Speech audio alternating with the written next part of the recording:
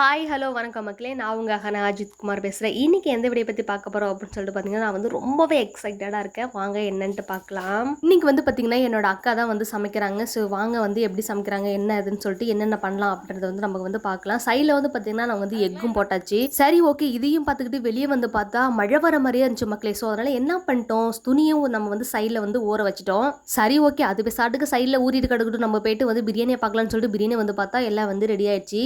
Next வந்து பார்த்திங்கன்னா எனக்கு எங்கள் அக்காவுக்கும் திடீர்னு ஒரு பிளான் இருந்துச்சு. ஓகே, நம்ம வந்து எக்கு ஒரு 4 எக் இருக்குல்ல, அதையும் தூக்கி நம்ம இது உள்ளே போட்டு நம்ம வந்து எக் பிரியாணி மாதிரி பண்ணலாம். எக் அண்ட் வந்து வெஜிடபிள் பிரியாணி மாதிரி நம்ம வந்து பண்ணிடலாமா அப்படின்னு சொல்லிட்டு கேட்டாங்க. ஓகே சார், நம்மளும் அதே பண்ணலாம். எனக்குமே சாப்பிட்டு ரொம்ப நாள் ஆகுது பிரியாணி. ஸோ அதனால் வா பண்ணலாம் அப்படின்னு சொல்லிட்டேன். நெக்ஸ்ட் வந்து பார்த்திங்கன்னா வந்து ஆனியன் ரைத்தா வந்து பண்ணோம். ஸோ அதுக்கு வந்து தயிர் கொஞ்சம், ஆனியன் கொஞ்சம், அப்புறம் வந்து பார்த்திங்கன்னா கொத்தமல்லி எடுத்துக்கிட்டேன்.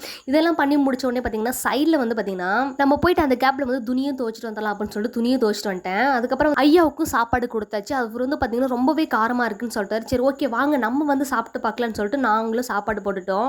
ஏன் இந்த அரிசி இவ்வளோ பெருசாக இருக்குது அப்படின்னு சொல்லிட்டு நீங்கள் யோசிக்கலாம். இது வந்து ரேஷன் அரிசி கிடையாது, எங்களோட காட்டு அரிசி தான் மக்களே.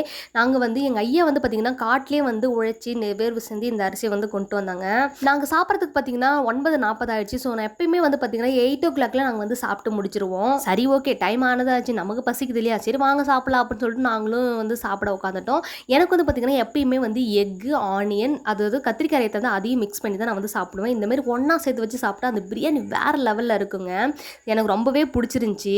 எங்கள் அக்கா எப்பவுமே சூப்பராக வேறு லெவலில் சமைப்பாங்க. ஓகே மக்களே, வீடியோ பிடிச்சிருந்தா லைக் பண்ணுங்கள், ஷேர் பண்ணுங்கள், பெல் ஐக்கனை கிளிக் பண்ணுங்கள், என்னோட சேனலுக்கு சப்ஸ்கிரைப் பண்ணுங்கள் அண்ட் சப்போர்ட் பண்ணுங்கள். பாய் பாய்.